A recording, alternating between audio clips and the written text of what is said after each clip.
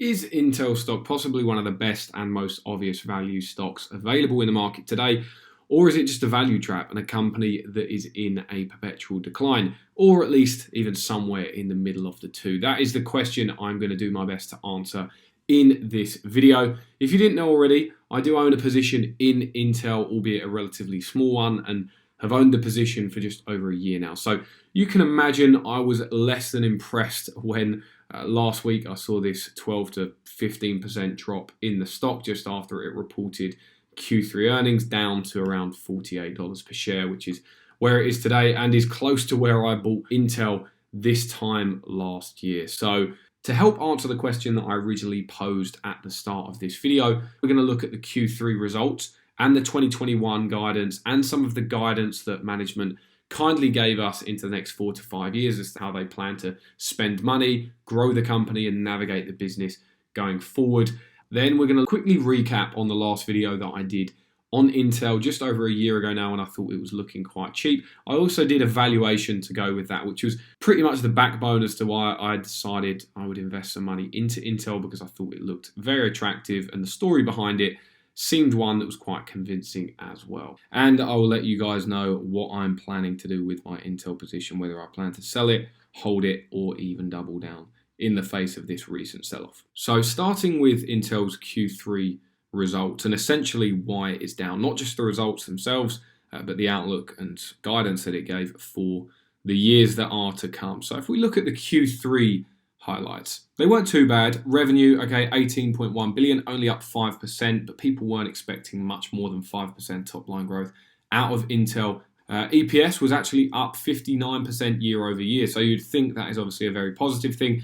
Analyst estimates were only at $1.11 for the quarter. They managed 171.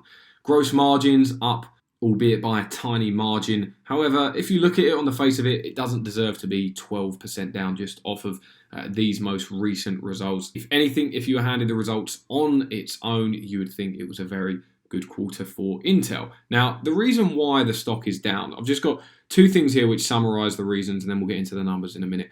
The plans to spend more on capacity and product. So where we've had the new CEO come in, he's deciding to take a different approach and focus more on increasing the capacity and investing back into the business, and also investing a lot in research and development so they can develop products and rival the likes of AMD, who are pretty much kicking their ass at the moment in terms of the new products and appeal to customers and the supply chain. The other thing was near-term gross margin and free cash flow decline as they invest for growth and plan to become more competitive. So similar to the point I've just made before, their gross margins are expected to reduce over the next year or so, only by 5 or 6%, which is a bad thing on its own. But when you look at it in context, they're trying to become more competitive in their pricing and not lose as much market share as they are at the moment. Then free cash flow decline.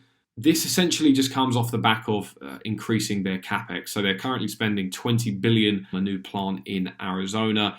That is going into capex. It's difficult with these companies in how they record capital expenditures, because usually we'd look at capex as just being money spent to maintain the business. Whereas in the case of Intel, this $20 billion they're spending on a production plant is to grow the business, is to make it more competitive again. So there's a little bit of a grey area as what we define as maintenance capex and investing for growth. But anyway, it gets put into capex, and capex, as you know, is taken off of cash from operations.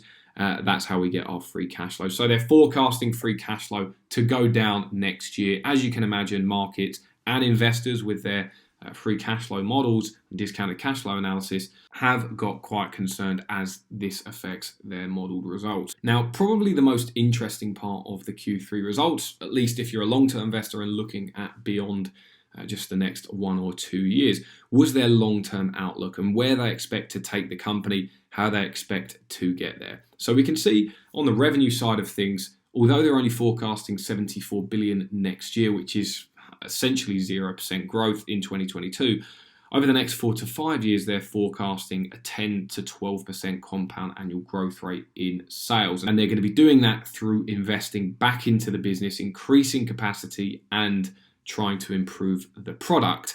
As we saw in the previous slide, and as I mentioned, gross margins are expected to fall to around 51 to 53% over the next 2 to 3 years. So that's getting to the medium to long term.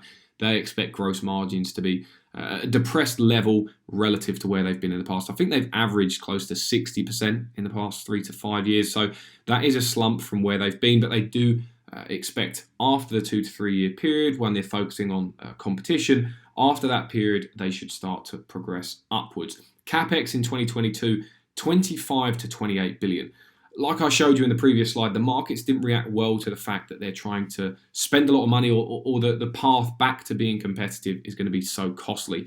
25 billion to 28 billion in context is large. They only spent 15 billion or just shy of that in CapEx in 2020 and the years prior. Don't quote me on that, but I think it's close to that. So they're upping their CapEx by around 10 billion next year or each year going forward.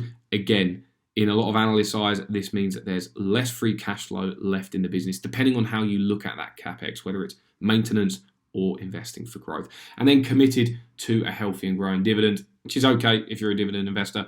3% dividend yield on Intel, and they're looking to grow it going forward. So not a bad thing. I would rather them spend that money on buying back the stock rather than a dividend, but we'll get to buybacks in a moment. So the question is really, with this long-term outlook, with the current results, but more or less the long-term outlook, where's Intel going to be in the next 4 to 5 years? And does that match up with where I thought they were going to be anyway, or how I thought they were going to get to a favorable destination and earn me returns as an investor? What we'll do is we're going to relook at the valuation that we did on Intel, relook at some of the catalysts that I thought the company had, and then we're going to refresh that valuation with some of the long-term outlook that we have here and see if management does achieve what it sets out to do in the next 4 to 5 years. What sort of returns can we expect to earn as investors in Intel stock?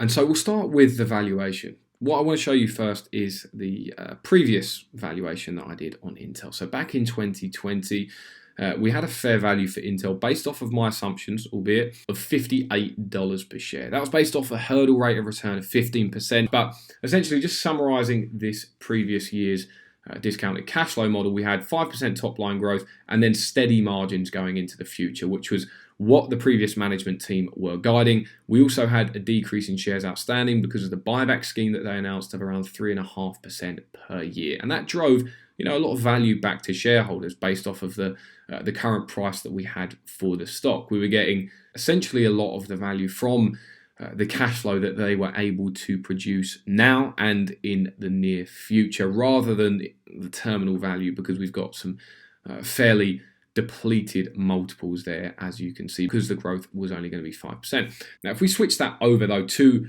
this refreshed valuation that I have, based off of the guidance that we have from Pat Gelsinger and the new management of the company, essentially that they want to grow the business faster, become more competitive, but that may cost margins in the near future. They're also not that focused on buybacks, so I've adjusted the decrease in shares outstanding down to around 1%. What I've also done is kept revenue flat for the next year and then gone at their 10% guidance up until 2025. That gets us to around 100 billion in revenue by 2025. I've also forecasted some margin compression because of that gross margin guidance that they gave us, that in the next couple of years it is going to be reduced to around 52%. So EBITDA reduced to 38% instead of 42.5%, and then net income to 25% instead of 29%, and then only 80% of that net income amount is going to actually arrive onto the bank statements as free cash flow. So again, depleted values. It only gets us to a share price, or fair price, for the stock today of $45 per share, which doesn't look too appealing when the current price is around $48. And I guess we do have a 15% hurdle rate of return. So with the dividend, one could argue that your discount rate should be 12%, and that does get us up to $52 per share, but I'm going to keep it at 15%. And now the only thing I would argue with this is the terminal value multiples that we had for Intel in 2025, because a lot of this value, remember, could come from Judgment Day. What is Intel going to be valued at on Judgment Day in 2025? And I think actually, if they do achieve this, if they are starting to grow and become a more dominant player in the market, they're already the dominant player, but if they stop getting outshunned so much by the likes of AMD, and they're able to start growing at a 10 to 12% rate, it's very unlikely that the market is going to have a 10 times PE on it. So what we could look at as an as-if is if that PE ratio goes up to say 15 times, up from 10 times where it is now, and then the free cash flow yield on the business drops to around 5%, only demanding 5% yield on their investment in Intel because it's become more dominant. Then all of a sudden we shift up to a $58 per share fair value for the company. So my point here is the discounted cash flow model does have flaws, and I think with the current situation with Intel, it definitely shows some of its flaws, especially when you think about, is that free cash flow or is that capex that they're going to be spending really used to maintain the business? I would argue it's being used to grow the business, and then many companies would record that not as capex but rather as growth investments, and then a lot of investors would see it as free cash flow earned to the owners or money in the owners' pockets that's been put back into the business to grow it. So it's more nuanced than just putting numbers into a spreadsheet. I happen to think that based off of this forecast here, this final refresh forecast that I've got, Intel is currently undervalued. Of course, that is just my opinion, so don't hold me to that. I'm just basing it off of what management has given us and the signs that I've received from Pat Gelsinger and the new management of Intel and what they think the company can do in the future. If they can achieve these forecasted results, I think the stock will do well from where it is today if you're holding for a 3 to 5 year period. But of course, it is a turnaround story. Turnaround stories have a lot of hair on them. They're hard to pull off as well, so I can't hate anyone for not wanting to get into Intel. And of course, there's a lot more complexity than just looking at the numbers like I have done in this video. So I appreciate that.